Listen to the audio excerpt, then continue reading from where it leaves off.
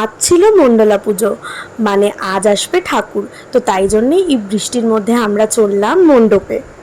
আমার মামার বাড়ি থেকে মণ্ডপটা বেশি দূর না, ওই হেঁটে 10 মিনিট মতো।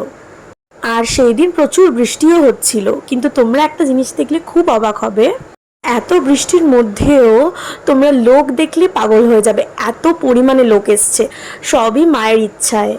মাকে দেখার জন্য সবাই দূর দূরান্ত থেকে এসছে শুধুমাত্র তার আগমনটা দেখার জন্যে। আর ভিড় দেখো, এই পুজোটার অপেক্ষায় প্রচুর মানুষ থাকে, যেরকম আমিও তার মধ্যে একজন। মামার বাড়ি কবে আসবো এই পুজোর জন্য সেই অপেক্ষায় থাকি। সারা রাত ধরে এই পুজোটা হয়, ভোর 4টে 5টা অবধি। আর 1 সপ্তাহ মেলা থাকে।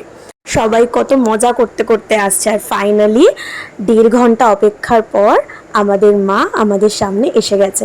সবাই যেই পরিমাণে বাতাসা ছুটছিল, ওখানে আর 1 মিনিট দাঁড়ালে আমাদের সত্যিই মাথা ফেটে যেত, মানে এতটা পরিমাণে। আস্তে আস্তে ভিড়টা থেকে আমরা একটু বাইরেই চলে এসেছিলাম মাকে প্রণাম করে। আর দেখো আমার বোনটা কত বাতাসা যে কুড়িয়েছে। আজকের মতো তাহলে এইটুকুই, পরের একটা ভিডিওতে সারা সন্ধ্যেটা কি কি করলাম সেটাই দেখাবো।